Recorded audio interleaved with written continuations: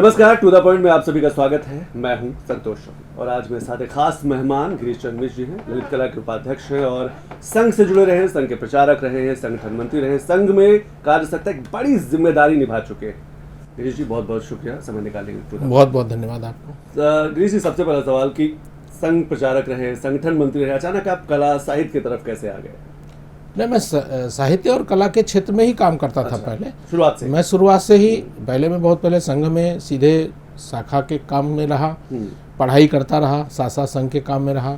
फिर धीरे धीरे जब मैं पूर्णकालिक करके गया तो संस्कार भारती नाम की एक संस्था है, वो संघ से जुड़ी हुई है, उसमें मैं काम करने लगा। इसलिए वो कला के क्षेत्र में काम करती थी, इसलिए मैं कला के क्षेत्र में काम करने लगा। कैसा लगा आपको कला के क्षेत्र में? आपको लगता है कि जब हम कला की बात करते हैं, साहित्य की बात करते हैं, संस्कृति की बात करते हैं, ये भी युवाओं को अपनी जड़ों से जोड़ने का काम करता है?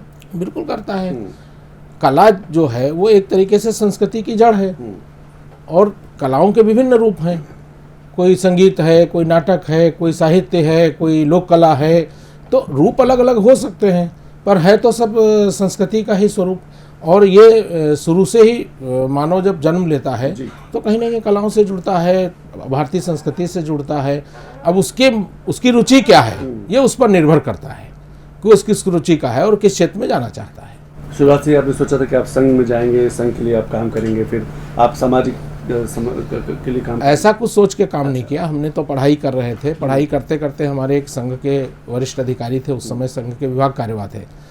वो उस समय जो संस्कार भारती के राष्ट्रीय संगठन मंत्री थे माननीय योगेंद्र जी, तो उन्होंने अपने संघ के कार्यकर्ता थे माननीय रामकुमार वर्मा जी, बाद में संघ के क्षेत्र कार्यवाह होके और सह क्षेत्र संचालक होके गए। उन्होंने हमको उनके पास भेज दिया और मैं आगरा चला गया। आगरा में बहुत छोटी जिम्मेदारी संस्कार भारती मुझे मिली और मैं कार्यालय प्रमुख करके शुरुआत की। फिर धीरे आगरा से 5 साल आगरा रहा, कार्यालय प्रमुख रहा। फिर संघ संस्कार भारती की एक पत्रिका निकलती थी लखनऊ में, उसका काम देखने लगा। फिर यहाँ के नगर संगठन मंत्री रहा। फिर अवध क्षेत्र जो पूरा प्रांत का है, प्रांत संगठन मंत्री रहा। फिर धीरे धीरे उत्तर प्रदेश का संगठन मंत्री रहा। फिर दिल्ली गया, मैं 5 साल दिल्ली रहा। फिर लखनऊ वापस आया, पूरे पूर्वी उत्तर प्रदेश क्षेत्र का रहा। फिर जाके राज्य ललित कला अकेडमी में नामित हुआ। अब एक चीज़ बताइए कि पढ़ाई, परिवार और संघ तीनों में तालमेल कैसे बिठा पाए? क्योंकि तीनों के लिए समय देना है, वक्त देना है, काम करना है। देखिए, मनुष्य की यही कुशलता है। कोई भी मनुष्य हो, हर व्यक्ति एक इकाई होता है और उसके साथ उसका परिवार जुड़ता है। पत्नी है, भाई है, बहन है, पिता है, माँ है। उसकी कुशलता इसी में है कि वो सबको संतुलन रखे। और इसका कोई मानक नहीं है कि आप किसी को इतना समय देंगे, किसी को इतना। सबके अलग अलग मानक हैं। तो जैसे एक व्यक्ति परिवार के साथ समन्वय करके चलता है, वैसे हम लोग हैं। संगठन में भी समय देते हैं, परिवार में भी समय देते हैं, समाज में भी समय देते हैं। फिर उनको समझाना भी पड़ता है, कई बार नाराजगी भी झेलनी पड़ती है। घर वालों ने कहा नहीं, पिताजी ने कि अरे कहाँ समय आप दे रहे हैं, पढ़ाई को ज़्यादा फोकस करिए, ये सब कहा। उस समय एक मन में जिज्ञासा थी। दरअसल हमें खेलने का बहुत शौक था। तो जब हम पढ़ाई करके आते थे शाम को तो 1-2 घंटे खेलने जाते थे। तो खेलते समय एक प्रचारक आए, उन्होंने हम लोगों को कहा कि तुम लोग खेला करो। उस समय हमको ये ध्यान में भी नहीं था कि संघ क्या होता है, संघ की शाखा क्या होती है। हमें तो ये लगा कि खेलना है। हमारे बच्चों का एक ग्रुप था गांव में, 10, 12, 15 बच्चे थे। हम लोग सब कक्षा 7, 8, 9 में पढ़ रहे थे। जाते थे, खेलते थे, 1.5 घंटे खेलते थे। उन्होंने एक खेल की किताब दे दी। उस किताब से नए नए खेल खेलने लगे तो उसमें और रुचि बढ़ने लगी। फिर धीरे धीरे संघ के कुछ छोटे छोटे कार्यक्रम होने लगे, कहीं नैपुण्य वर्ग है, कहीं कुछ है, उसमें जाते थे, रुचि बढ़ने लगी। फिर उसमें देश प्रेम की बातें, देश के महापुरुषों के विषय में चर्चा, धीरे धीरे आगे बढ़ते रहे। जब आप संस्कार भारती से जुड़े तो आपको लगा कि उत्तर प्रदेश में जब हम साहित्य की बात करते हैं, लोक कलाओं की बात करते हैं, नृत्य की बात करते हैं, चित्रकला की बात करते हैं, तो इसमें बहुत काम करने की जरूरत है, बहुत प्रचार प्रसार करने की जरूरत। अभी हम बहुत पीछे रह गए। नहीं, इसमें सच्चाई है कि जब वैसे तो मैं जब गांव से गया संस्कार भारती में, तो मैं पहली बार गांव से एक बड़े महानगर में गया। आगरा एक बहुत बड़ा महानगर था। मैं वहाँ जब गया तो मैंने देखा कि जो कला है, उस समय चूँकि संस्कार भारती 4 क्षेत्रों में काम करती थी, संगीत, नाटक, चित्रकला और साहित्य में। तो हम लोग चूँकि गांव में रहते थे तो नौटंकी देखते थे, रामलीला देखते थे, तो हमको लगता था कि इनके लोगों का कार्यक्रम तो नहीं होते हैं। तो हमें जब अवसर मिला, हम किसी अच्छे पद पे आए, हम संगठन मंत्री बने, तो यहाँ उत्तर प्रदेश सरकार में एक डायरेक्टर थी, उनसे मिलकर मैंने ये विषय रखा। तो उन्होंने सर्वे कराया और 4 बड़े महोत्सव कराए। उसमें पूरे उत्तर प्रदेश के लगभग 200 ऐसी कलाओं का हम लोगों ने सर्वे किया और उनके दलों को लाके मंचों पर प्रस्तुत किया। 3-3 दिन के 4 समारोह कराए। पहला समारोह बुंदेलखंड के क्षेत्र में किया, झांसी में, उसके बाद दूसरा किया अवध में, लखीमपुर में, तीसरा किया जाके आजमगढ़ में पूर्वांचल का, और चौथा किया ब्रज में। तो जब ये बड़े समारोह कराए तब लोगों को लगा कि लोक कला के क्षेत्र में कितना बड़ा काम करने की जरूरत है। क्या आपको लगता है कि सरकार को इस पर और फोकस करना चाहिए? अगर उत्तर प्रदेश के 75 जिले हैं तो मुझे लगता है कि 75 जिलों के अपना साहित्य, अपनी कला, अपने गीत हैं, उनको और प्रमोशन की जरूरत नहीं, प्रमोशन की जरूरत भी है, सरकार कर भी रही। जब हम लोग शुरू में ललित कला से जुड़े थे तो सामान्यतया गर्मी की छुट्टियों में बच्चों की कार्यशालाएं लखनऊ में होती थी। संस्कृति विभाग की जितनी संस्थाएं थी, 5-7-8 संस्थाएं हैं, संगीत नाट्य अकेडमी, ललित कला अकेडमी, वो सब लखनऊ में अपने अपने कैंपस में गर्मी की छुट्टियों में कार्यशालाएं करती थी। इधर 5-6 सालों में लगातार ये प्रयास चल रहा है। हर संस्था को कहा गया है इस साल, इस वर्ष की मैं गर्मी की छुट्टी की बात कर रहा हूँ, पूरे 75 जिलों में गर्मी की छुट्टियों में जो जिस विधा से जुड़ी हुई संस्था है उसको कहा गया कि हर जिले में अपने ये कार्यशाला करें। और उस कार्यशाला में कहीं 500, कहीं 600, कहीं 50, कहीं 40 ऐसे बच्चे आए। जो बच्चे सीखेंगे वही तो आगे चल के कलाकार बनेंगे। अगर स्थानीय जो जनप्रतिनिधि है वो चीज़ों को ज़्यादा प्रमुखता से उठाए तो हमें तस्वीर और तेजी से बदल सकती है। बिल्कुल बदल सकती है। एक मैं आपको उदाहरण दे सकता हूँ। जैसे अभी आप देखिए लखनऊ में पूरे कई हाल हैं जिनमें कल्चरल कार्यक्रम किए जा सकते हैं, लेकिन 75 जिलों में नहीं है। इस विषय को मैंने उठाया, मैंने कहा हर जिले में चिन्हित करके एक ऐसा हाल बनाना चाहिए जहाँ सांस्कृतिक गतिविधियाँ हो सके। और उसके लिए एक बहुत अच्छा तरीका है, जनप्रतिनिधियों को विधायक निधि दी जाती है, सांसद निधि दी जाती है, और उसका काम ही होता है विकास करना। अगर उस जिले के 5-7 विधायक, 10 विधायक, कहीं 8 विधायक हैं, अगर मिलके 2-2, 4-4 लाख साल में दे दें तो 1 साल या 2 साल में हर जिले में एक बढ़िया सा प्रेक्षागृह बन जाएगा। और केवल प्रेक्षागृह नहीं बनाना चाहिए, उसमें विविध प्रकार के कार्यक्रम हो सकें, प्रदर्शनी भी लग सके, सांस्कृतिक कार्यक्रम भी हो सकें, लोक कला के भी कार्यक्रम हो सकें, जरूरत पड़े तो वहाँ छोटा मोटा गेस्ट हाउस भी हो। तो ऐसा एक परिसर बनाना चाहिए। क्या आपको लगता है कि उस मानसिकता से थोड़ा सा हट के काम करने की जरूरत है कि जब विधायक निधि और सांसद निधि की बात करते हैं और विकास की बात करते हैं तो सड़क, नाली, पानी इन्हीं के इर्द गिर्द सब सिमट जाता है। संस्कृति, साहित्य, कला, लोक ये शामिल नहीं हो पाता है। नहीं, देखिए मुविकास की जो परिभाषा है, मेरा अपना आकलन है कि विकास किसी एक तरफ करने से नहीं होगा। मान लो आपने सारी सड़कें पक्की बना दी और घर सारे कच्चे हैं तो सड़कें कल 4 दिन बाद खराब हो जाएंगी। विकास की प्रक्रिया ये है कि जैसे शरीर में जब बच्चा छोटा होता है, अगर उसका केवल हाथ बड़ा हो जाए तो वो एक रोग कहा जाएगा। विकास की अवधारणा ये है कि शरीर के पूरे शरीर का विकास हो, तो समाज का विकास हो तो सारी तरीके से हो, चाहे घर बने, चाहे सड़क बने, चाहे बौद्धिक विकास हो। क्योंकि जैसे ही शरीर में बाकी चीज़ें हैं, अन्न की जरूरत है, वैसे बौद्धिक और मानसिक शांति के लिए इन कार्यक्रमों की बहुत बड़ी आवश्यकता है। तो उसके तरफ भी सरकारों का ध्यान होना चाहिए और ये सरकार काफ़ी ध्यान दे भी रही है। समाज का भी ध्यान होना चाहिए। देखिए, जैसे इस समय काशी तमिल संगमम की शुरुआत हुई, मकसद यही ना कि तमिलनाडु की संस्कृति हो, सभ्यता हो, उसकी लोक कलाएं हो, उत्तर भारत की, उत्तर प्रदेश की लोक कलाएं, ये आपस में मिले, इनको भी अपना एक बड़ा बाजार मिले, बड़ा व्यापार मिले। इस बार तमिल संगम 4-5 साल पहले शुरू हुआ। प्रधानमंत्री जी ने शुरू किया। एक नई सोच उन्होंने और शुरू की है, मैं उसका उल्लेख करना चाहूँगा कि उन्होंने कहा कि वहाँ की संस्कृति तो आए ही, पर वहाँ के कुछ टीचर आए जो यहाँ के विद्यालयों में जाके तमिल सिखाएं और यहाँ के जाके वहाँ हिंदी सिखाएं। तो वहाँ के बच्चों को, जो आज की जनरेशन है, आज के नए लोग हैं, उनको कला, उनको संगीत। दूसरी एक बहुत बड़ी जो नई शिक्षा नीति बनी, इस सरकार ने एक प्रयास किया कि उस शिक्षा नीति में कल्चर को जोड़ा है, संस्कृति को जोड़ा है, और ये कहा है कि जो उस चीज़ के जानकार हैं, भले वो अध्यापक नहीं हैं, उनको स्थानीय स्तर पर बुलाइए, विद्यालयों से कहा गया है, उनको मानदेय दीजिए और उनको कहानियाँ हैं, किस्से हैं, सांस्कृतिक कार्यक्रमों की जानकारी है, उनको सिखवाइए बच्चों को। आपने संगीत नाटक का जिक्र किया, आपको लगता है ये अगर रोजगार से जुड़ जाएंगी, इनमें ज़्यादा लोग संभावनाएं होंगी रोजगार की, और थोड़े से लोग अपने जीवन अच्छे से बिता सके, तो यूथ जुड़ेगा, मुझे लगता है पर्याप्त जुड़ेगा। और मैं तो एक उदाहरण दे सकता हूँ, जिसमें मैंने अभी उल्लेख किया आपसे कि एक लोक कला महोत्सव कर रहे थे। उन्नाव में आल्हा के बहुत बड़े दल हैं। हम लोगों ने एक आल्हा का महोत्सव किया, 2 जगह किया, बछराओं में किया और अचलगंज में किया। तो बहुत सारे दल आए। मैंने अनुभव किया कि जो दल आए हैं वो ग्रामीण परिवेश के हैं, सब ग्रामीण वस्त्र पहने हुए हैं। मैंने सुझाव दिया कि अगर आप लोग इसका कोई एक ड्रेस बनाइए, क्योंकि जब कोई कार्यक्रम करता है तो मंच पे कलाकार को सबसे पहले लोग कलाकार को देखते हैं, तो एक आकर्षण उसके देखने से होता है। तो अच्छे अच्छे ड्रेस में। उसमें से एक दल ने हमारी बात को सुना और माना, और उसने अपने एक सारे कलाकारों को एक जैसे कुर्ते, एक जैसे पैजामे, सदरी पहनाई। मैं बताऊं, वो कलाकार उन्नाव में एक प्राइवेट फैक्ट्री में काम करता था। अच्छा। उसने नौकरी छोड़ दी और इस व्यवसाय को अपना लिया। आज उसके बच्चों की शादी हो गई है, उसका पक्का घर हो गया है, और वो तो गा ही रहा, उसने अपने बेटे को इसी क्षेत्र में उतार दिया और अच्छा उसका नाम हुआ है अल्लाह के क्षेत्र में। राम लखन तिवारी नाम है, उन्नाव के निवासी, उनका बेटा भी अब इस क्षेत्र में अच्छा गा रहा है। तो अगर बच्चे इस क्षेत्र में आगे बढ़ें तो पर्याप्त संभावनाएं हैं। 2014 के बाद से, जब से हम कह सकते हैं कि प्रधानमंत्री नरेंद्र मोदी आए हैं, धर्म की जिस तरीके से ब्रांडिंग की गई है, वो चाहे काशी हो, मथुरा हो, अयोध्या हो, एक अलग पहचान, धर्म एक अपने अपने कार्य तक बड़ा टूरिज्म बन गया है। ऐसे ही लोक कला, संगीत और इन पर भी बड़ा फोकस करने की जरूरत है। बहुत जरूरत है, और रोजगार के बहुत सारे साधन खुलेंगे। रोजगार के साधन, क्योंकि जब कलाकार कार्यक्रम देगा बिल्कुल, तो वहाँ पर लोग देखने आएंगे, उसके कारण वहाँ पर संख्या एकत्र होगी और बहुत सारे कलाकारों को रोजगार मिलेगा। और जो उसके साथ जुड़ी हुई चीज़ें हैं, वह हाल आएगा, वहाँ पर यात्री आएगा, हर तरीके से रोजगार बढ़ेगा। और जब एक जगह से दूसरी जगह व्यक्ति जाता है तो यातायात पे पैसा खर्च करता है, खाने पीने पे खर्च करता है, तो उसके साथ सारे रोजगार बढ़ते हैं जितना अधिक इस पर फोकस किया जाएगा।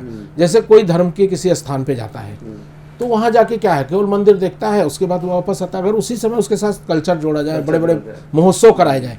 मैंने एक सुझाव दिया है कि जितने भी अभी धार्मिक स्थल जिनकी बड़ी संख्या में दर्शक आने लगे हैं, अयोध्या है, काशी है, इनमें सब में ऐसे कार्यक्रम परमानेंट करने की प्रयास करना चाहिए। क्योंकि इनको अगर शुरू कर देंगे हम, तो जो दर्शक आता है वो रात में रुकने लगेगा तो वहाँ होटल का व्यवसाय बढ़ेगा, खाने का व्यवसाय बढ़ेगा।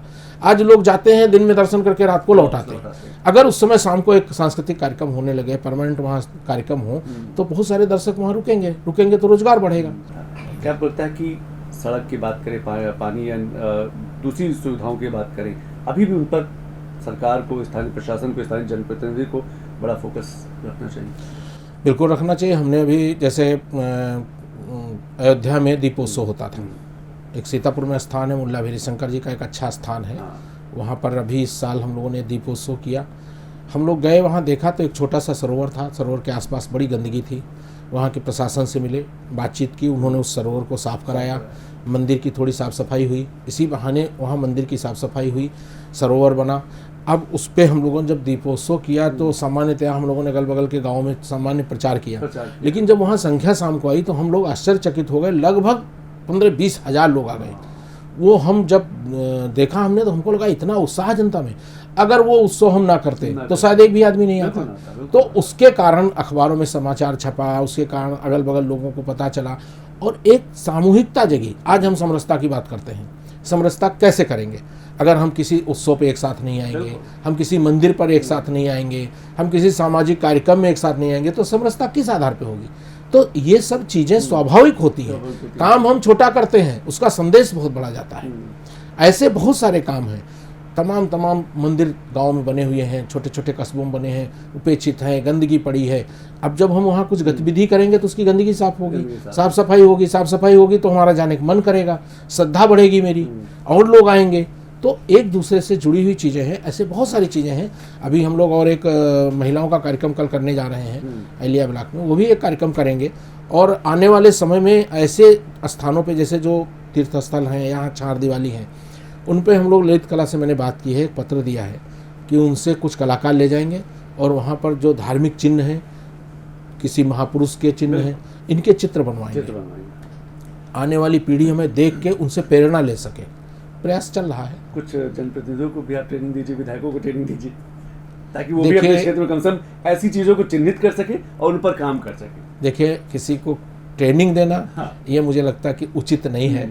मुझे लगता मैं उनसे अपील कर सकता हूं कि उनकी सक्रियता बढ़े और जो अच्छे काम है उनको करने के लिए उनके मन में प्रेरणा आनी चाहिए। और दूसरी चीज़ कि वहाँ की, जैसे कई बार हम लोगों को ये लगता है कि सड़क नहीं है, यही एक समस्या है, पानी नहीं है, एक समस्या है, बस सड़क पानी तक ही हम सीमित रहते हैं, 4-5 समस्याओं में उलझ जाते हैं। ऐसा नहीं होना चाहिए। बहुत सारी ऐसी समस्याएं हैं जिन पे हमारा ध्यान नहीं जाता, लेकिन वो हमारे लिए ज़्यादा महत्वपूर्ण है। तो हम ये नहीं कह रहे हैं कि केवल पानी, सड़क, इस पर ध्यान दो, वो एक महत्वपूर्ण पक्ष है, लेकिन उसके साथ साथ व्यक्ति का सामाजिक विकास भी होना चाहिए। व्यक्ति का स्वाभिमान भी जगना चाहिए, क्योंकि अगर आज भारत विश्व में अपना स्थान बना रहा है तो इसीलिए बना रहा है कि उसका स्वाभिमान जगा है। आज हम हर क्षेत्र में आगे बढ़े हैं, चाहे वो कोई क्षेत्र हो, चाहे रक्षा का हो, चाहे स्वास्थ्य का हो, चाहे समाज का हो। तो जब हमारा स्वाभिमान बढ़ेगा तो अपने आप चीज़ें ठीक होंगी। और जनप्रतिनिधियों को तो हम तो कहते हैं कि जनप्रतिनिधि होता ही इसलिए है कि वो उसकी हर समस्या को उठाए, हर समस्या के प्रति उसके सक्रियता बनी रहे। अगर ये करता रहे तो जनप्रतिनिधि तो समाज के लिए एक आईना है और जिसको चाहे जितना चाहे अपने क्षेत्र में काम कर सकता, असीम संभावनाएं हैं और पैसे की कोई ऐसी दिक्कत है नहीं। प्रयास करें तो बहुत सारी ऐसी संस्थाएं हैं जिनके विषय में लोगों को पता ही नहीं है। जनप्रतिनिधि को ये भी चाहिए। हम देखते हैं कि सड़क बनाने की कम से कम 20 संस्थाएं हैं, लोगों को एक PWD के विषय में जानकारी है, बाकी नहीं है। आप जाइए ना, उन लोगों से बात करिए। तमाम ऐसी संस्थाएं हैं जो स्वास्थ्य के क्षेत्र में काम कर रही हैं, बहुत सी ऐसी संस्थाएं हैं जो सामाजिक क्षेत्र में काम कर रही हैं, धार्मिक क्षेत्र में काम कर रही हैं, और तो उनको जानकारी हो तो आप समाज को अगर जनप्रतिनिधि थोड़ा सा भी अलर्ट है तो कितनी बड़ी कंपनियां जो CSR फंड हैं, वो CSR फंड ऐसे मामलों में नहीं, बहुत सारे ऐसे मामले में CSR फंड खर्च कर सकते हैं जो बड़ी संस्थाएं हैं, कार्यक्रम करती हैं। हम देखते हैं कि हमारे बगल में एक विद्या ज्ञान स्कूल है हमारे गांव के पास में, वो CSR फंड से इतने बड़े बच्चों को पढ़ाते हैं। तो ऐसे बहुत सारी बड़ी बड़ी कंपनियां हैं जो CSR फंड से बहुत बड़े बड़े काम कर रही हैं।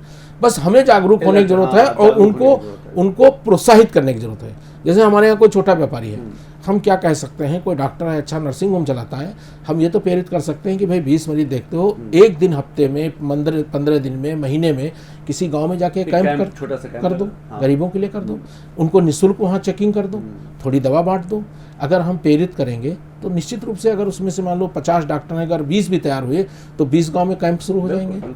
एक कैंप में 50 लोग आएंगे तो कम से कम 1000 लोगों को लाभ मिलेगा। तो हम प्रेरित कर सकते हैं। ये काम तो जनप्रतिनिधि बहुत आसानी से कर सकते हैं, कुछ करना नहीं है, इसमें पैसा भी नहीं लगना है। एक चीज़ और, मैं अगर लोक कला संगीत और इसकी बात करें तो जनजाति समुदाय की अगर बात करें, उनकी जो संस्कृति है, उनकी जो लोक कथाएं हैं, लोकगीत हैं, उनको वो पहचान मिल नहीं पाई, वो वहीं तक सिमट गई या तो फिर बहुत कुछ विलुप्त हो गई। इस पर इसको भी बचाने की जरूरत है। मैंने ये अनुभव किया है कि जो जनजातीय क्षेत्र है वो उत्तर प्रदेश में बहुत बड़ी संख्या में नहीं है। 2-3 जिले उधर हैं, सोनभद्र की तरफ, और इधर ये नेपाल के बॉर्डर की तरफ है। कार्यक्रम होते हैं, लेकिन क्या है कि वो जो जनजातीय लोग हैं वो स्वांता सुखाए कार्यक्रम करते हैं।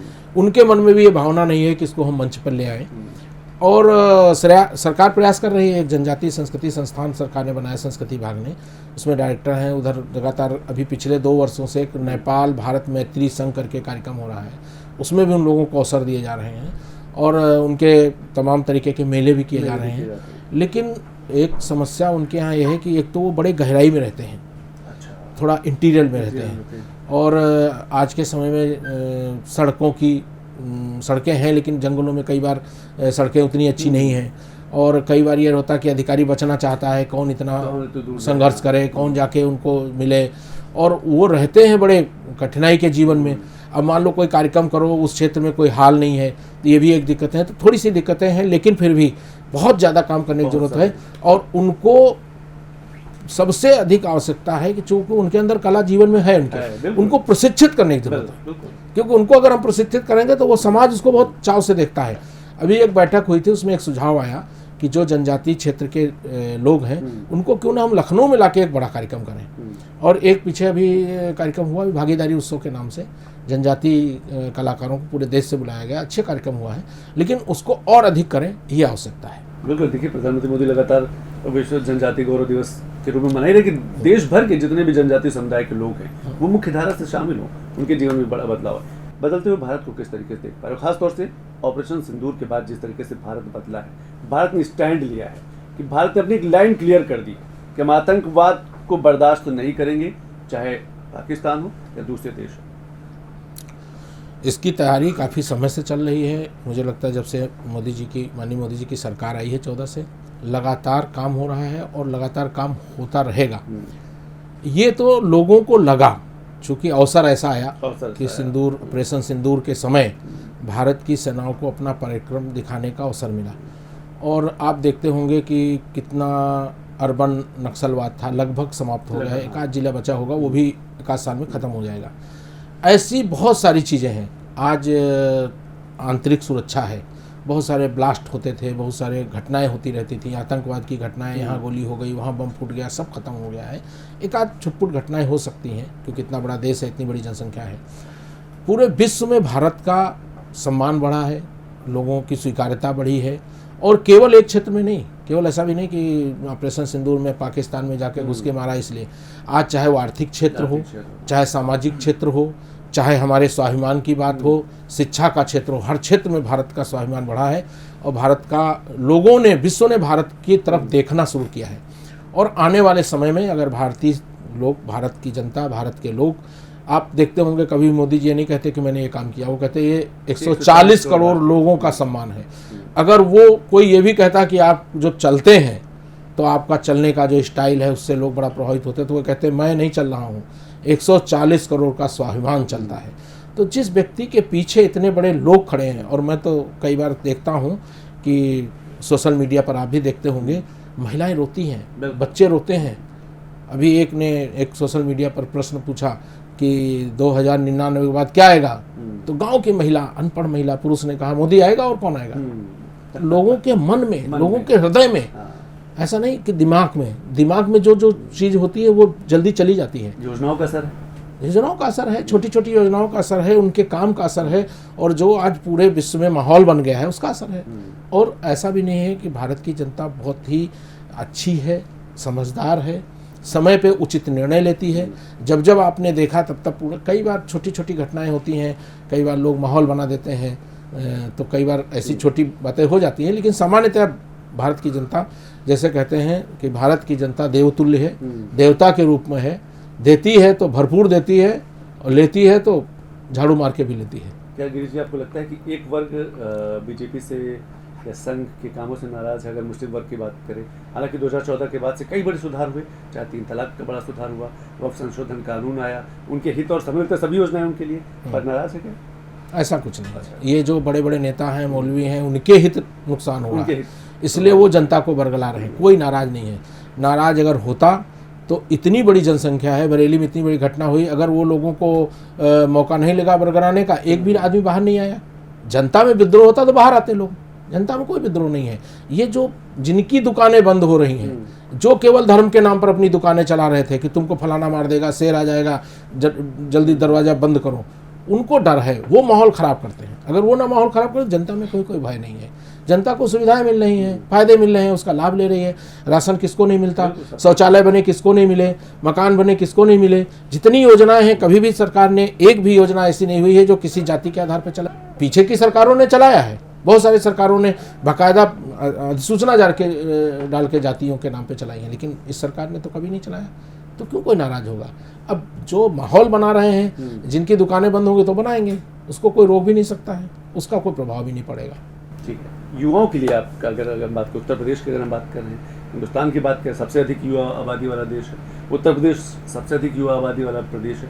आपको लगता है कि युवा जो है इस समय उसके पास मौके बहुत हैं, बस उसे अपनी जगह तलाशने की ज़रूरत है? हर सेक्टर की बात करेगा। देखिए, माहौल बनाया लोगों ने।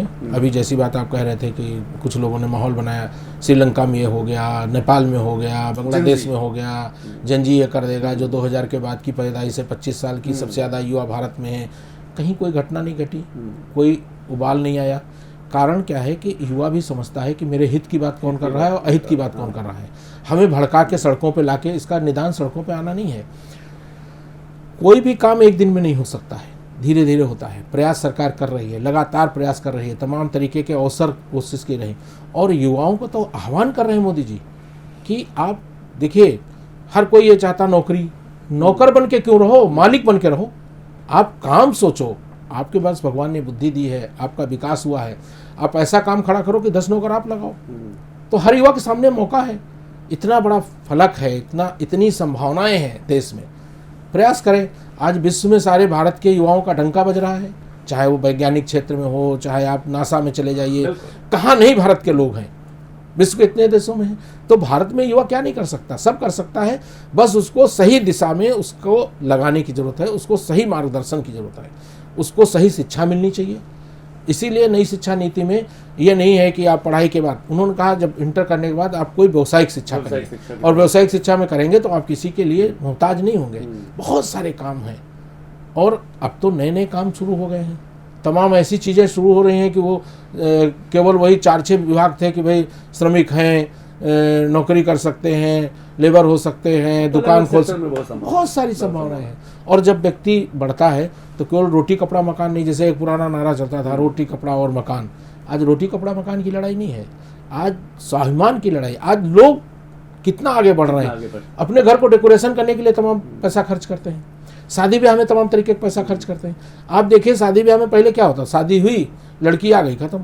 आज उसके पहले इतने प्रोग्राम करते हैं कि सब पैसे तो खर्च कर रहे हैं। ये एक और सवाल, बिहार चुनाव के बाद विपक्ष लगातार कह रहा है कि एसआईआर जो है, एसआईआर से वोटर काटे जा रहे हैं, भारतीय जनता पार्टी अपने वोटरों को सेट कर रही है, ऐसा कुछ कोई नहीं है। बिहार में एक आदमी कोई सड़क पे नहीं आया जिसने कहा हो कि मेरी वोट नहीं पड़ी या मेरा नाम नहीं है।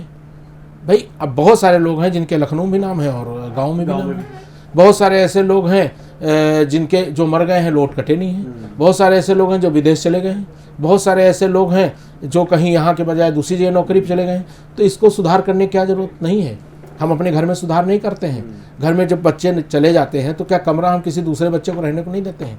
तो ये सब चीज़ें समय समय पे हर समय सुधार होगा, होता रहा है, होता रहेगा, इसको कोई नहीं रोक सकता है।